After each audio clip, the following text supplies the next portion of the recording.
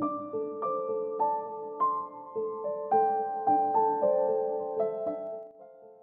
you really feel free? Pause before you answer. You wake up and the first move is to grab your phone, scrolling for something new, anything to distract.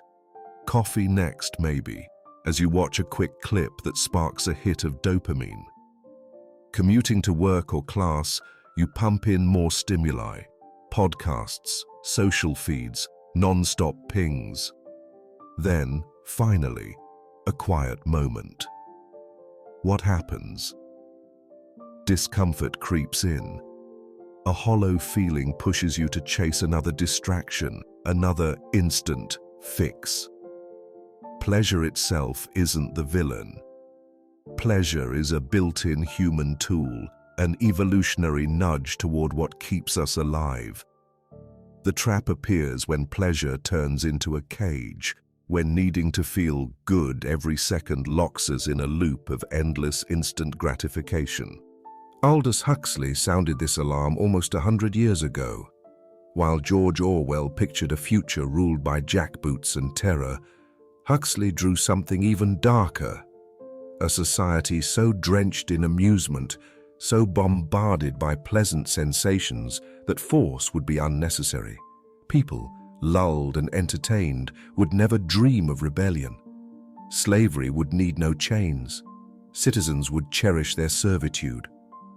Look around. What fills your view? A culture hooked on entertainment. Endless streams, limitless scrolling, instant fixes for the slightest discomfort. But at what price? Does this relentless chase for quick happiness set you free or lock you tighter? That's what we're unpacking here. How modern life trains us to treat pleasure as both goal and leash, and how that habit might be grooming you for a role you never chose, voluntary captive. Think you steer your own mind? Keep watching. You may realize you never truly did. Perfect bondage doesn't rely on shackles, torture, or watchdogs. It needs only one powerful tool: pleasure. When pleasure occupies the center of existence, servitude dresses up as freedom, exactly the future Huxley foresaw. Picture Huxley's brave new world, a place where nobody asks deep questions because they're entertained non-stop, where the hunt for meaning is swapped for quick-hit distractions, where pleasure isn't a choice but an expectation. In that dystopia, citizens are trained from birth to dodge anything uncomfortable. The moment a bad mood, a doubt, or a whisper of emptiness appears, they reach for soma, the flawless drug that keeps everyone calm and compliant. Is that world pure fiction? Look at a normal day in your life.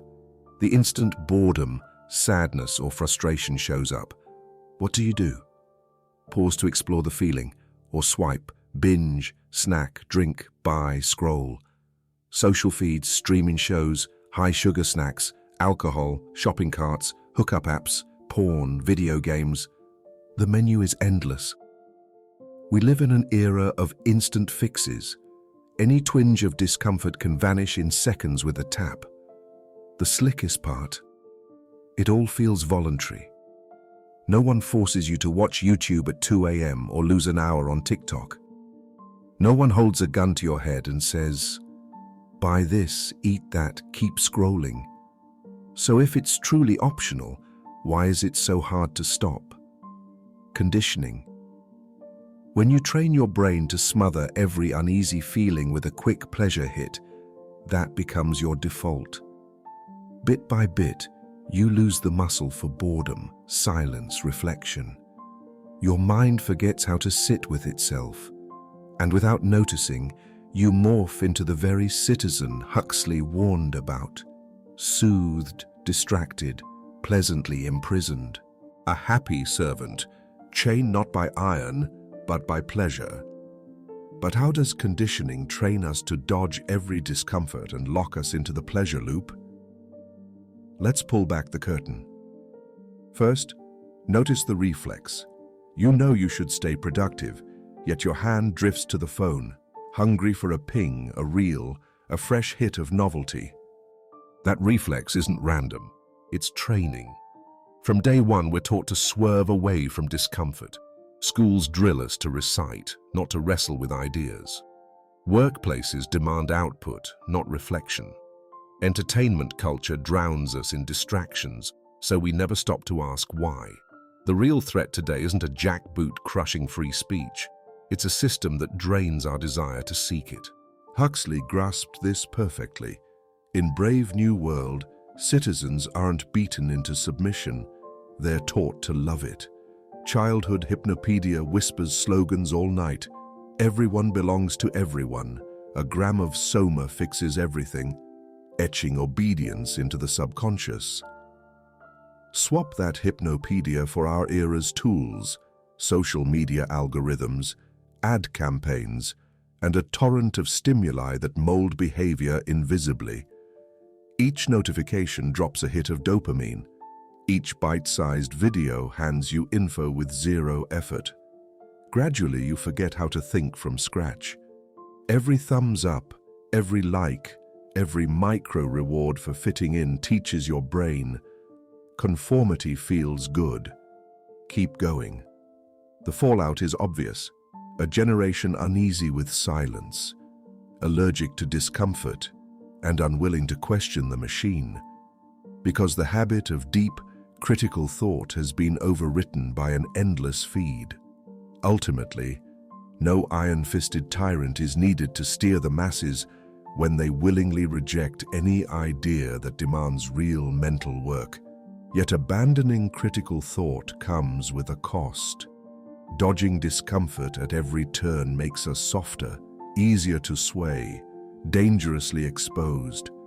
Constant hits of pleasure erode resilience, and manufactured bliss gradually turns us into passive spectators. How does the bright promise of a painless world wind up delivering us, body and mind, into quiet, total submission? Imagine a world where nobody hurts, where every pang is wiped away the instant it appears, where sadness, frustration, or anxiety never linger. Sounds like paradise. But look closer. What happens to a person who never meets difficulty? What happens to an entire society trained to swerve from even mild discomfort? One answer: it grows weak. Huxley saw this trap with chilling clarity. In Brave New World, happiness is guaranteed through the non-stop gulping of soma, a flawless pill, no side effects, no risk, just instant bliss. Yet what does that bliss really mean? It means no one learns to handle pain, frustration, or even their own thoughts. Every uneasy feeling vanishes in a chemical sigh of relief. Life dissolves into an endless loop of shallow pleasures: sex, spectacle, consumption. And anything that interrupts that loop becomes a threat. Now scan our reality. We don't swallow soma, but we have digital versions.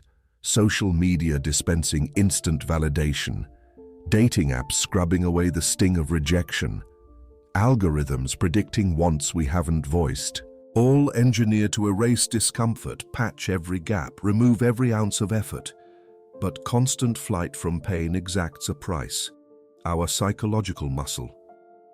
The harsh reality is that pain serves a function. Suffering forges resilience. Frustration teaches growth. Difficulty drives evolution.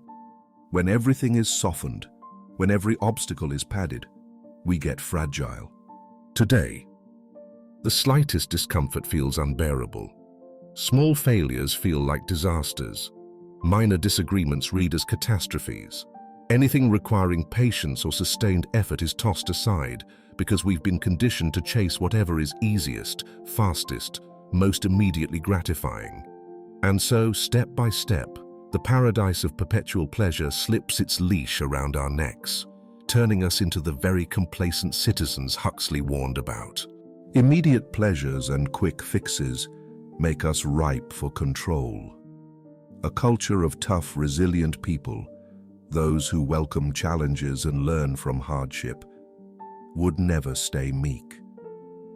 They wouldn't tolerate a system that shrinks their freedom, but a population of emotionally needy souls, craving non-stop stimulation to dodge any emptiness, will follow orders. They become manipulable, the dream mass for anyone craving power without violence. Here's the trap. What masquerades as freedom, the power to sidestep every ache, becomes its own jail. To break out, we must learn the crucial difference between pleasure and purpose. Pleasure hooks us on instant relief. Purpose drives us through difficulty towards something deeper. Pleasure alone leaves you adrift, always chasing the next hit, always at the mercy of outside forces. Purpose roots you in something meaningful, gives you the strength to endure discomfort, and makes you immune to the lure of empty distractions. In our next segment, we'll dive into how forging a strong sense of purpose reclaims your freedom by transforming discomfort from an enemy into your greatest ally. What are you really chasing? Happiness or meaning? Pleasure or purpose? It sounds simple, but when was the last time you truly asked yourself that? Our culture tells us happiness is the ultimate goal, so we pile up an endless parade of fleeting highs, the buzz of social media likes, the rush of an impulse buy, the thrill of a one-night fling, marathon streaming sessions, packets of comfort food, all designed to spike dopamine and vanish, leaving us grasping for the next quick fix. These moments feel good for a minute. Then emptiness winds back in, demanding another hit. That's the trap of pleasure. It's always temporary and always needs renewing. Now look at the moments that really shaped you. The late-night study sessions that paid off, training for and crossing a marathon finish line, creating something with your own hands, helping someone in need. Those weren't easy or always fun, but they gave you something that stuck. Purpose. Viktor Frankl, psychiatrist and Holocaust survivor, observed in man's search for meaning that even in the darkest camps, those who held on to a sense of purpose managed to survive and keep their minds intact. Here's the paradox. Chasing constant pleasure leaves you weaker, hollowed out by its insatiable demands. Pursuing purpose, by contrast, forges discipline, resilience, and lasting fulfillment. Pleasure is easy, impulsive, and addictive. Purpose asks for effort, sacrifice, and grit, but it never disappears. Once the thrill fades, something deeper begins to grow: resilience, a sense of purpose, a reason to press on. Yet modern life works against that growth. Our world is engineered for quick fixes, endless notifications, streaming binges, impulse buys, because true purpose demands patience, reflection, and the courage to face discomfort.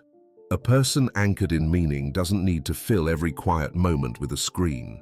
Silence becomes fertile ground for insight, not an emergency requiring another dopamine hit. That's exactly why we're bombarded with stimuli. Someone with purpose threatens a system built on emotional dependency. If you feel something missing, the answer isn't more pleasure, it's more meaning. The task isn't to find fresh distractions, but to clear away the noise. Ask yourself, what's worth suffering for? What pulls me out of bed at dawn? Am I living for momentary highs or forging something that endures? Breaking this cycle takes deliberate action. Reclaim your attention, sit with unease, and devote energy to goals that outlast the next buzz. That journey transforms you from a passive consumer into an active creator, someone who shapes life rather than letting life's next distraction shape them.